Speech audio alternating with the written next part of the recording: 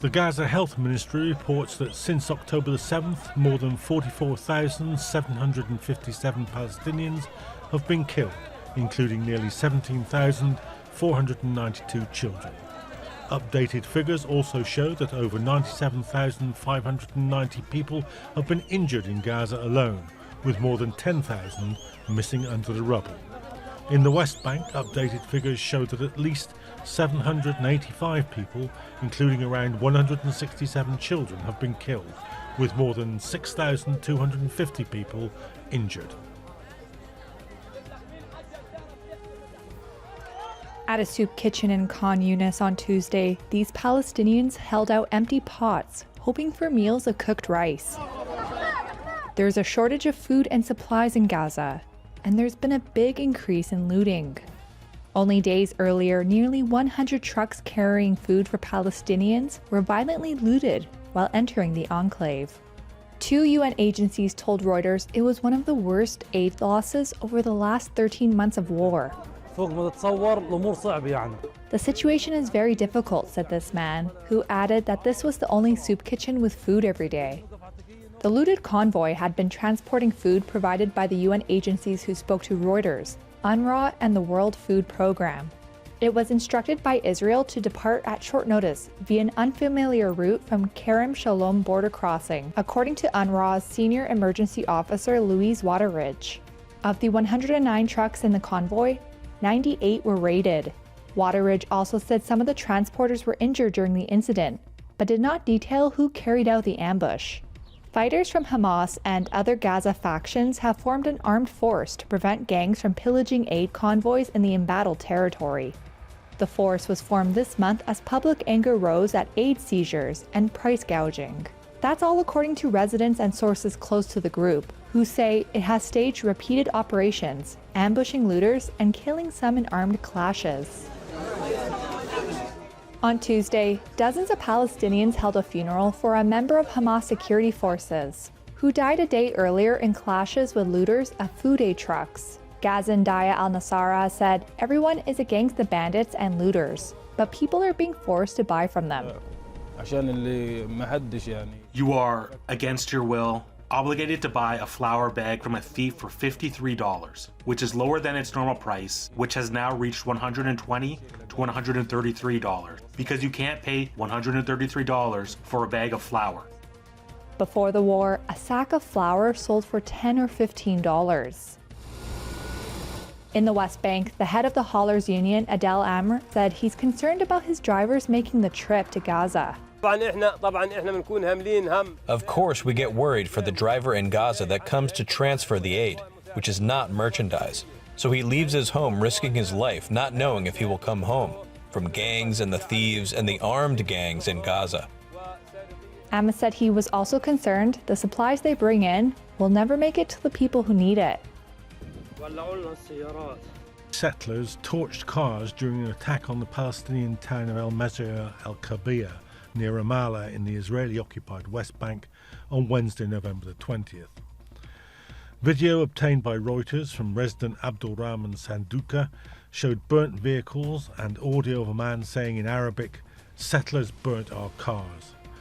Settler violence against Palestinian communities in the West Bank has drawn condemnation internationally and led to sanctions on violent settlers by some governments, notably the United States, which has urged Israel to do more to stop the attacks.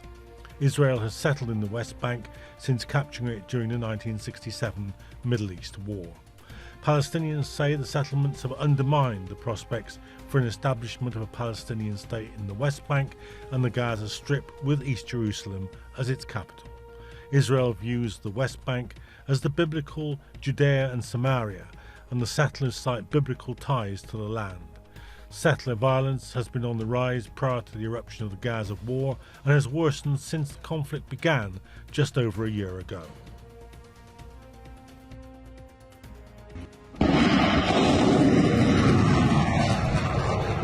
The war between Russia and Ukraine has reached a critical point after 1,000 days of intense fighting, with escalating military actions and diplomatic tensions redefining the stakes. Russia has intensified its military strategy, consolidating control over key eastern Ukrainian territories, including a crucial land corridor to Crimea.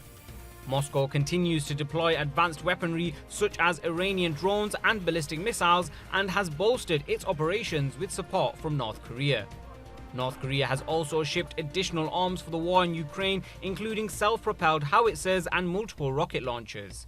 Parliament Intelligence Committee member Lee Sung-kun told reporters, citing the National Intelligence Service. 1,100,000여 명은 It has been confirmed that about 11,000 North Korean troops were moved and deployed to Kursk around late October after completing on-site adaptation training in northeastern Russia. It is confirmed that they are currently deployed to Russia's Airborne Brigade or Marines to receive tactical training and drone response training, and some have participated in the war. 일부는 전투에 참여한 것으로 파악되고 있습니다. 그리고 이렇게 파병뿐만 아니고 Additionally, not only is North Korea sending troops, but we have also detected that North Korea is exporting additional military supplies. It has been confirmed that North Korea has exported 170mm self-propelled howitzers and 240mm multiple rocket launchers, even long-range artillery. 사실이 확인이 되고 있습니다. In a significant move, President Vladimir Putin signed a revised nuclear doctrine, lowering the threshold for using nuclear weapons. This change directly responds to what Russia perceives as heightened aggression from Ukraine and its Western allies. Ukraine remains defiant, though, backed by substantial Western military support. The US recently approved the use of long-range army tactile missile systems, which Ukraine has already deployed to strike Russian military targets, including in Bryansk. These developments have increased tensions, with Moscow accusing the West of escalating the war through direct support for Kyiv. Diplomatic efforts face significant hurdles. President-elect Donald Trump has signaled interest in brokering a ceasefire, but proposed conditions such as Ukraine abandoning its NATO aspirations remain contentious. Meanwhile, Ukraine continues to advocate for international backing through resilience plans and global outreach. The stakes are higher than ever, with Russia's updated nuclear doctrine and the introduction of advanced Western weaponry. The conflict risks further escalation. Both sides are experiencing heavy losses, and the global community remains on edge, uncertain whether negotiations or intensification will define the next chapter of this prolonged war.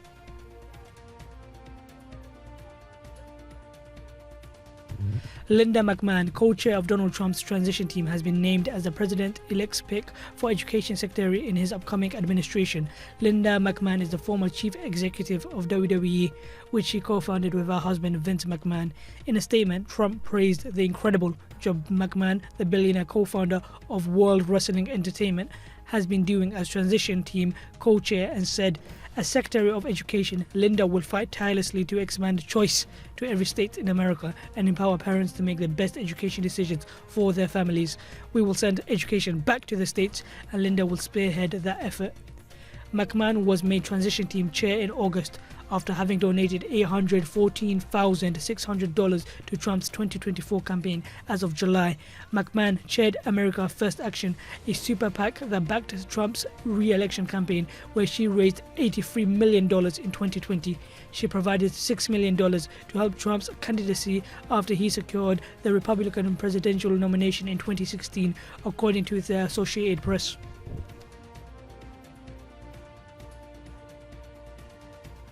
Communal tensions have escalated in Jharkhand as India's ruling party, the BJP, faces criticism for labelling Bengali-speaker Muslims as Bangladeshi infiltrators. Opposition leaders and residents accuse the party of using divisive rhetoric to fracture the traditional anti-BJP vote bloc formed by tribal groups and Muslims ahead of the state assembly elections. The BJP's focus on Bengali-speaking Muslims has drawn sharp criticism, with many alleging the strategy in a deliberate attempt to polarize voters in tribal-dominated regions. The controversy intensified after the BJP released a campaign video portraying Bengali-speaking Muslims forcibly entering and occupying a house, a dramatization that opposing parties called misleading and malicious.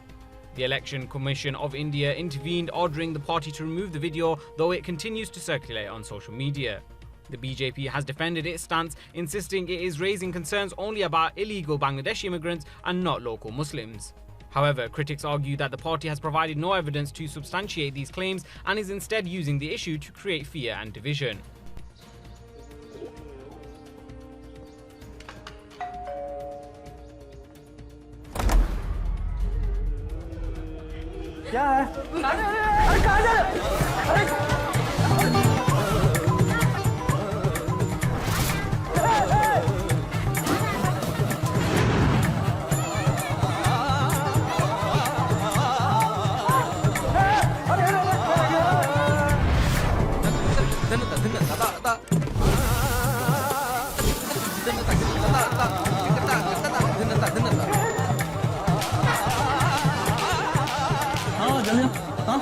अरे ये हमारा घर बर्बाद कर रहे हैं। जिस सरकार को आप जिताए हैं वही इनको यहाँ लाए हैं। तो आपका भी घर बर्बाद होना चाहिए ना, सिर्फ हमारी बस्तियाँ क्यों? एक भी गलती सबको पड़ेगी भारी। अब करो भाजपा को लाने की तैयारी। Indians had a chance to voice their frustrations earlier in the year during the general election. However, this was largely dominated by Hindu nationalism and led to Prime Minister Narendra Modi returning to office, with Indian citizens, especially Muslims, remaining frustrated. सच को तो झूठ और झूठ को सच यही बनाया जा रहा है और तो इसके अलावा कुछ है ही नहीं। विकास की तरफ तो ध्यान ही नहीं दिया जाता। जो विकास के मुद्दे उठाता है उसको तो दबा दिया जाता है। Residents where tribal and Muslim communities together make up nearly half the population have expressed concerns over being targeted and marginalised. They argue that political campaigns should address real issues such as the lack of quality education, insufficient job opportunities, and the challenges facing agriculture rather than engaging in communal politics. As the elections continue in Jharkhand, the stakes remain high for communities caught between political agendas and long-standing developmental challenges.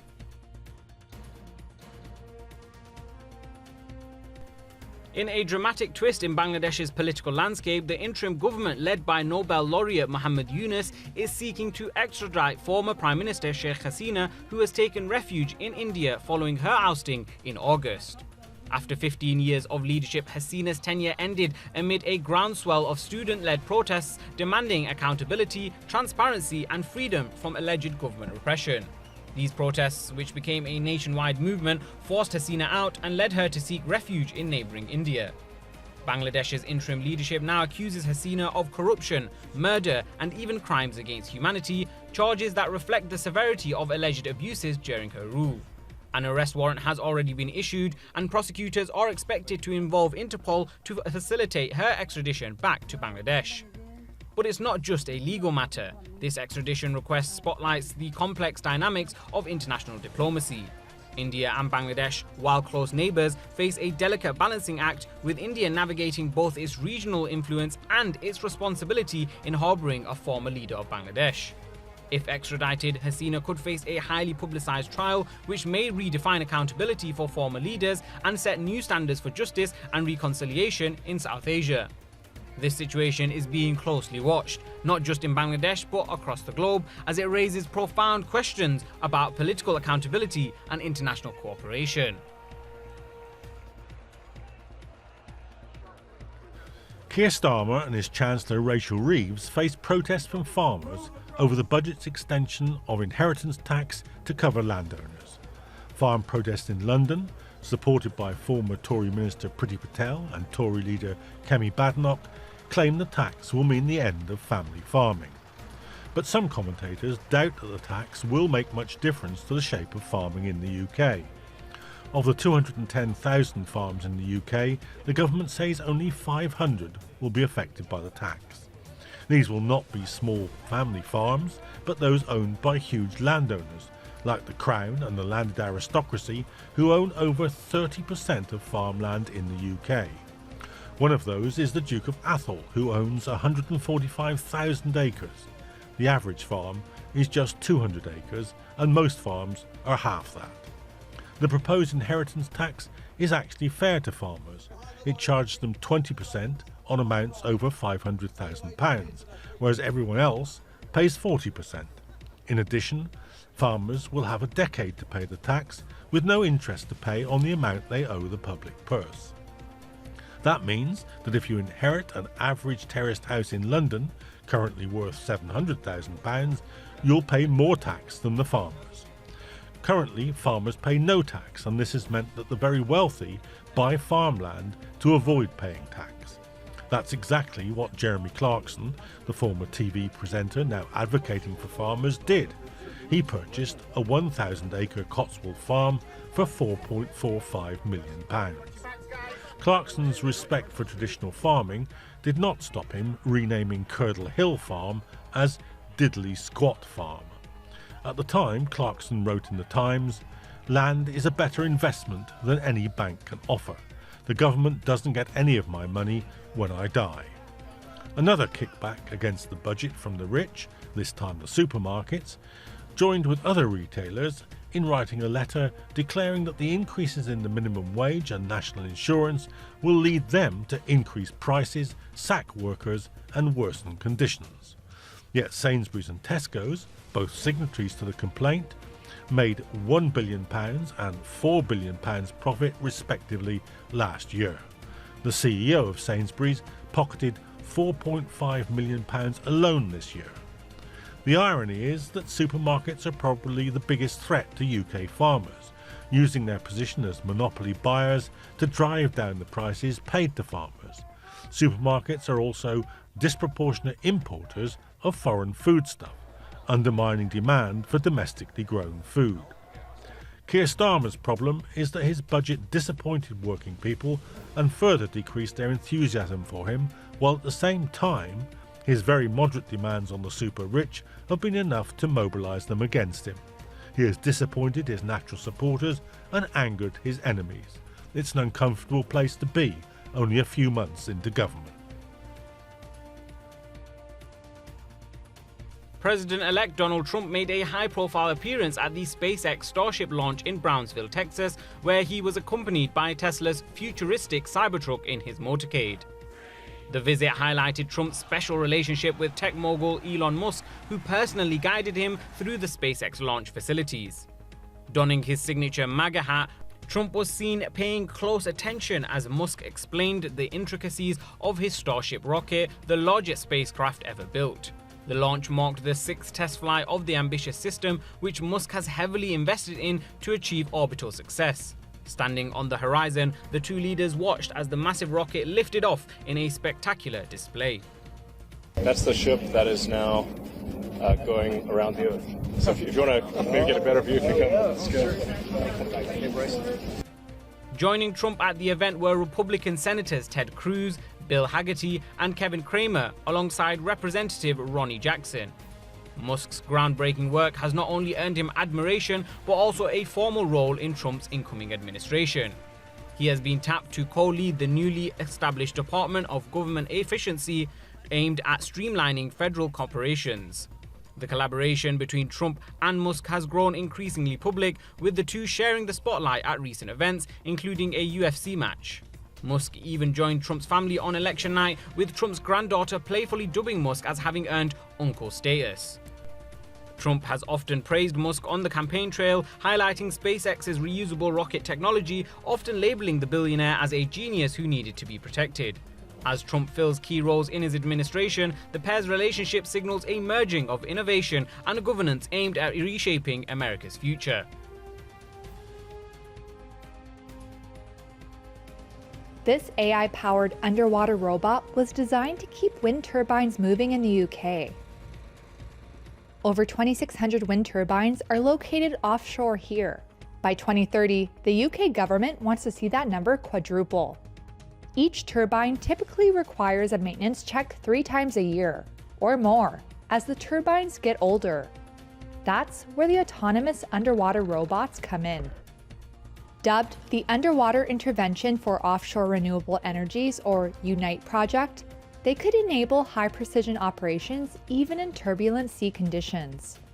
David Morrison is a project manager at the National Robotarium, one of the project's supporters. We're trying to move people from those dangerous situations, and also there's not enough people to do the kind of inspections or the frequency of inspections that are needed. So that's kind of the big problem that we're trying to solve here. The robots are currently undergoing trials in Edinburgh as part of the government-backed $1.7 million project.